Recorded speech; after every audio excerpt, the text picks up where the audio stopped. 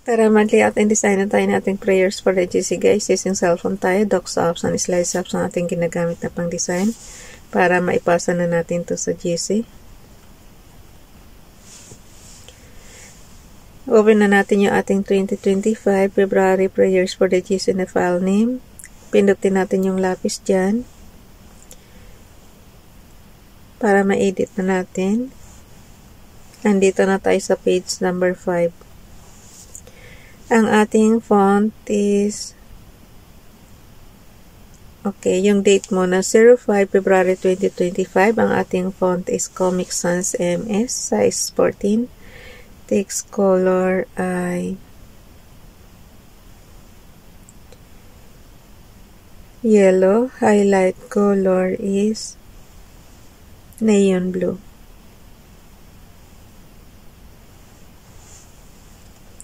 Ayan yung mapagpipilian sa format menu. Lahat ng pag-editing andyan dyan sa format menu. Kung gusto niyo mag-center align, left align, or right align, andyan dyan. Or kaya justify, nandiyan dyan lahat. Pati yung spacing. So, pag gusto nyong mag-edit ng mga text, punta lang kayo doon sa menu bar na letter A na may 4 na horizontal line. Pindutin nyo lang yan. Lalabas na yung format menu. 05 February 2025 Brown Family GC. Yung mga gustong sumali sa Family GC guys, pakicontact yung aming founder, Harvey De La Cruz, or yung mga admins. Co-founder Muti, admins Roger Pacatang, Aileen Samurin, Aiki Akma, Sarah Golingan, Nanay Elsa Samrikat, ang inyong lingkod, Ralph Lion Pag-Vlogs. Paki-subscribe na rin sa kanilang YouTube channel. And paki-like and share na rin ang kanilang mga video. And then yung mga gustong magpa-member sa Family GC, i-add nyo lang. And then i-confirm na yan ng mga admins. Kung sino man unang makakita dyan. Dito muna tayo kay Princess Diane channel. Paki-subscribe. Lord, help me to remember that nothing is going to happen to me today that you and I together can't handle. Lord, direct my steps and decisions today. Help me to walk in your will and to follow your guidance. Let your direction lead me on the path of righteousness. Amen. Dito naman tayo kay Ralph Lion Pag-Vlogs. Dear God, I pray for your abundant and merciful blessings on my life as I start this new day. Be my guiding light and lead my way in the right direction. In Jesus' name I pray. Amen. Kinuha lang yan sa Google guys. And then dagdagan nyo na lang ng sarili nyong prayer. Lagi ko sinasabi, iba pa rin yung kayo ang humiling kay Father God. Kasi ito pang grouping lang ito. Kumbaga sa template lang to sa grupo natin. So, iba pa rin yung kayo ang humiling sa kanya ng gusto nyo. May kanya-kanya kasi tayong gusto eh. So, pag ilagay na natin yan dito sa ating slides apps. Nandiyan na, kompleto na. So, before that, bago natin ipasa sa GC, basahin muna natin tong ating repost prayers. Ralph Lion Pag-Vlogs. So, then, faith cometh by hearing, and hearing by the word of God. Romans chapter 10 verse 17, Bible King James Bible. Kay Donnelly naman, good morning. Pag hindi mabasa guys, i-zoom nyo na lang. Pag ganyan kaliliit, hirap basahin yan. So, i-zoom lang, isang finger sa taas, isang finger sa baba, and then batak. Pagka touchscreen ang cellphone nyo, ganun lang siya kadali mag-zoom. Batakin nyo lang. Good morning. God has given us eyes not to judge others but to look beyond situations. Mouth not to criticize but to speak for the truth. Hands not to punish but to give a helping hand. Ears not to be insensitive but to listen and aid those in pain. Everything God gave us has its purpose We need to use them for the greater glory of the Lord. Thank you, Nining. Ano pa yan? Year 2023 pa yung prayer na yan. Dito naman tayo kay Ralph. In thee, O Lord, do I put my trust, let me never be put to confusion. Psalms chapter 71, verse 1. Kara Lion pa rin. Miss Lee, Proverbs chapter 17, verse 5. He who mocketh the poor showeth contempt for his maker, and he that gloats at calamity shall not go punished. Oh, yung Hebrews to guys, basahin natin sa ating Biblia. Inano ko na to.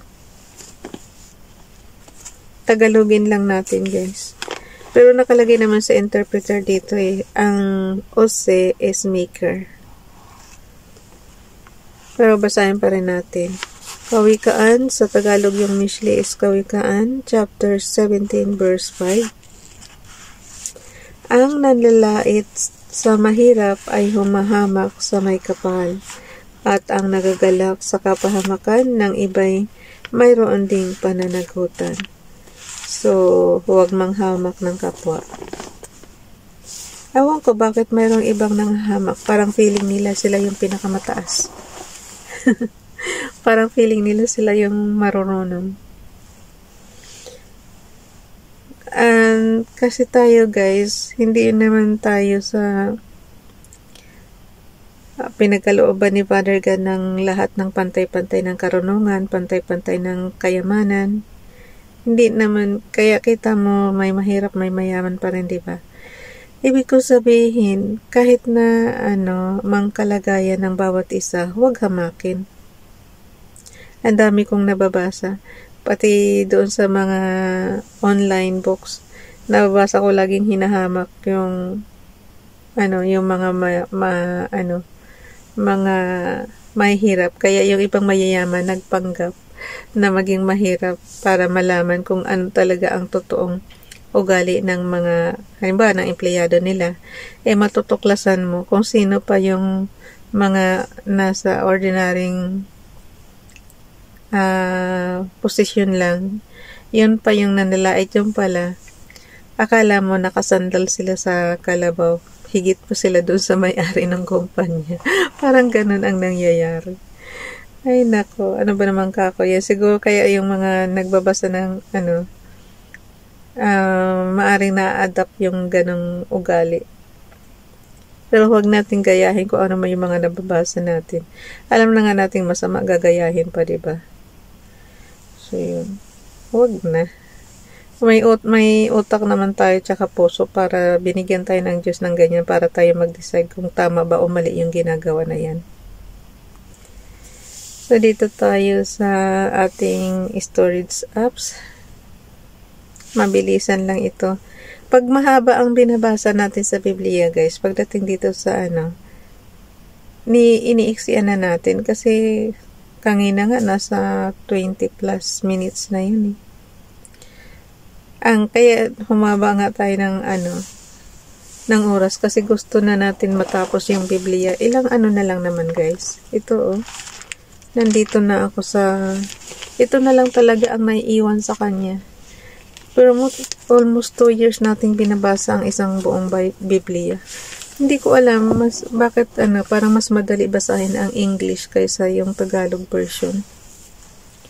Kasi inaabot na ako ng almost 2 years, hindi pa natin tapos. Grabe. Sobrang tagal. Kung sa bagay kasi, inaano ko yung limit dati na sa 13 minutes lang tayo lagi, diba? Pero ngayon, hinahabaan ko na kagustuhan ko lang matapos. So, binabawi ko na lang dito sa prayers. Iniiksian ko na lang ito para hindi naman masyadong makonsumo tayo sa oras masyado. Okay. So, nandito na siya. 05. Ito lang din kainaman ko dito sa storage apps natin, guys. Pagka hiningian nyo ako ng prayers mula noong nag-umpisa tayo ng 2021, hanggang ngayong 2025 February 05, maanuhan natin, may bibigay ko sa inyo. Yun nga lang, malalaman ko minsan sometimes, mali-mali na yung date. 1 year before, pag na-repost prayers ko, doon ko lang mali pala yung date na nailagay ko. So, pero pagpasensyahan nyo na lang kasi wala namang perfect, diba? Kasi wala naman akong prop reader. Ako lang mag-isa, ako na nag-layout, ako na nagdi-design, ako na lahat-lahat na. So, pagka ako na rin nagre-revise, hindi mo mamalayan. Kasi iba pa rin yung may prop reader ka, guys. Pag mali ka, so mayroong prop reader na magko-correct sa'yo. Pero kasi tayo, in one goal na tayo eh. Tayo na nagli-layout, tayo na nagdi-design, tayo na gumagawa ng lahat na yan. Tapos tayo na rin nagpapasa. So, lahat na. Inano na natin para tayong jack of all trade. Okay. Kaya pagpasensyahan nyo na lang mga ka-JC ko kapag namamali tayo ng date minsan. Minsan nga yung, lalo na pagka-uumpisa lang ng taon. For example, yung 2024 tapos 2025. Yung 2024, yun pa rin ang naisusulat ko. Kaya pag binasa ko, 2024. Sa Biblia pa naman ako yung tinatandaan ko ba guys. Tapos naisulat ko 2024. Natural pag nagbabasa ko, nabasa ko ng 2024. Kaya ayun, kaya minsan talaga pagpasensyahan nyo na lang. Okay, bye everyone. God bless.